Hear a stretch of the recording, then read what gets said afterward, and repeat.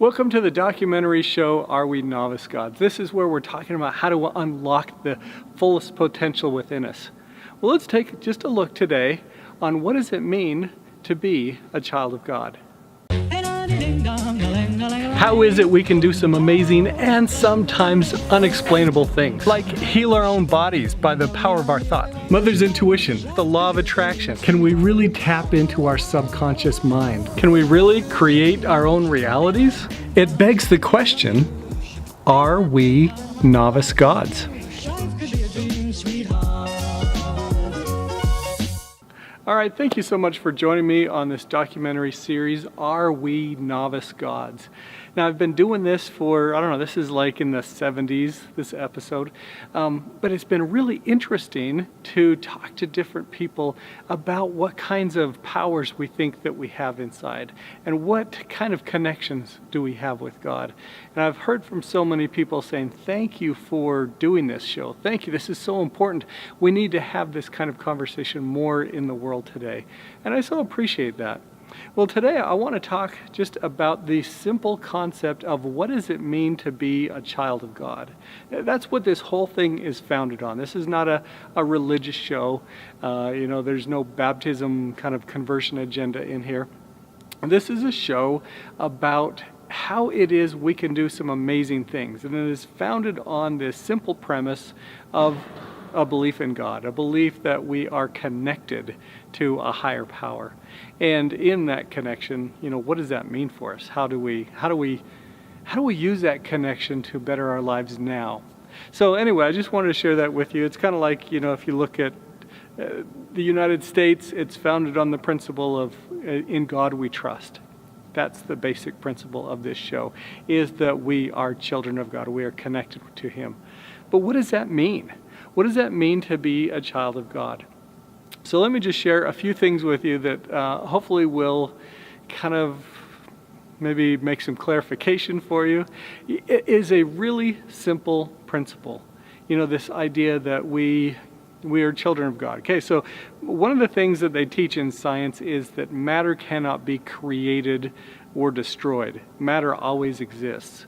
And that's so true. Well, if you look at spirit is very similar. It can't be created or destroyed, and spirit is always there. And so, I don't know. How do you believe? Do you when you die? Have you ever been around somebody who has passed or is passing? I was there at the death of my father when he had cancer and in his final moments. It was interesting to see that experience and to be there is a sacred and tender moment. But I really felt like a spirit left his body. Well, if that's true, where did that spirit come from? Did it start at birth? Or did that spirit exist before? That's kind of what I believe. So try on that belief for a little bit, Take it out of the wardrobe.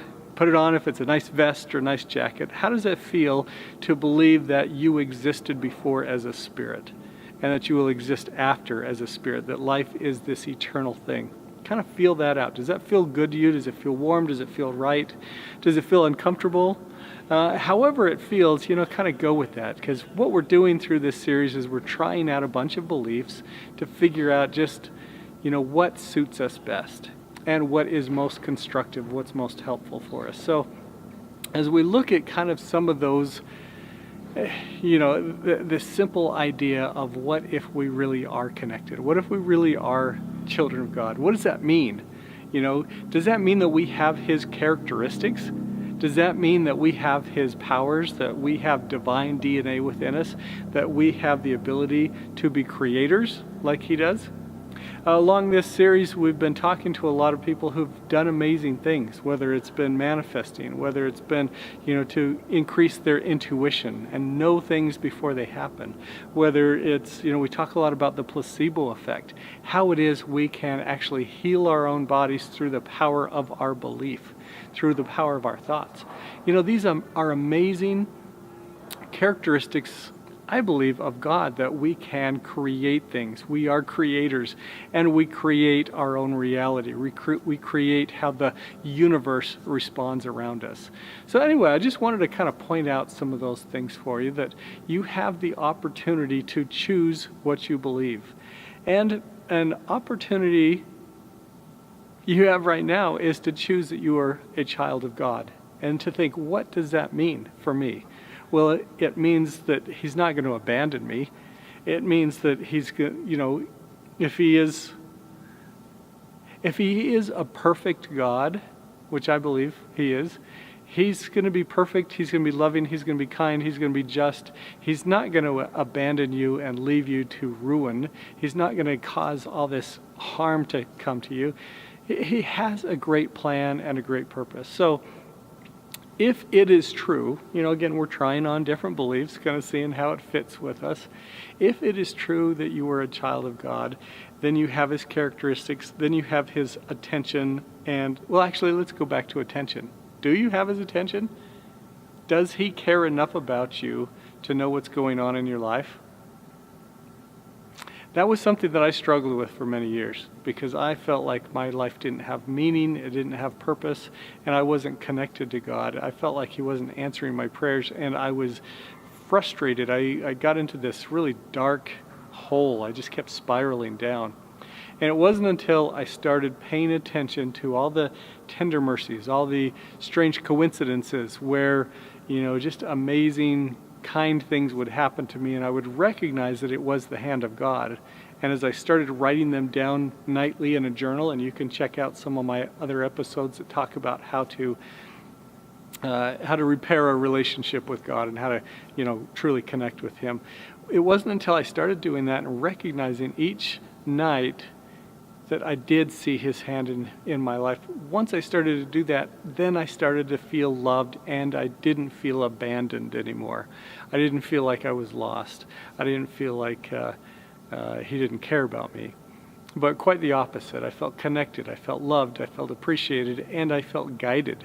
Even when I didn't know what was happening in my life, when amazing coincidences would open up to me and open up new doors, I realized his hand was involved, and so therefore he must know about me, he must care about me. So, to be a child of God means so much to you, because it means that the world, the universe, everything is yours. That my kids are going to inherit whatever I have. Right? I want them to grow up to be like me, to be better than me if possible. I want them to be smarter. I want them to have every opportunity. I think that is also what God wants for you. And just, again, try on that belief. How does that feel? Does it feel good that you are cared for, that you are loved, and that in this training ground plan of life, that you have an opportunity to grow and to learn to receive everything that he has?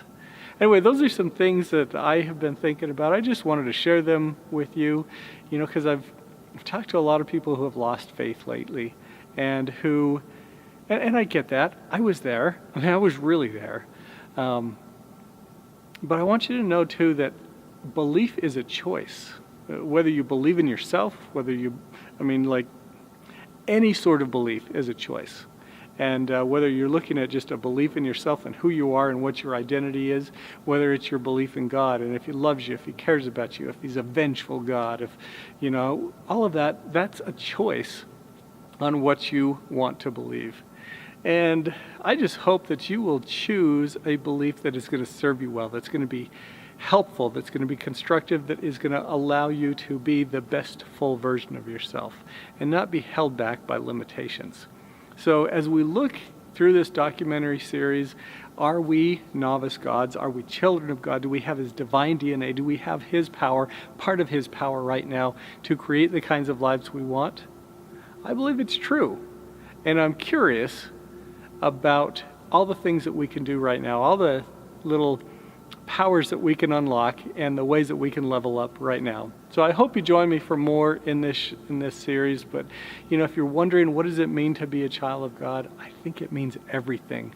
I think it means there are no limits to you, to what you can do now and in the future. You may feel you have some physical limitations and some other things, but it's got to be temporary, right?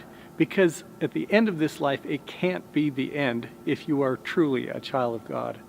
So trying on that belief, if it's feeling good, keep with it.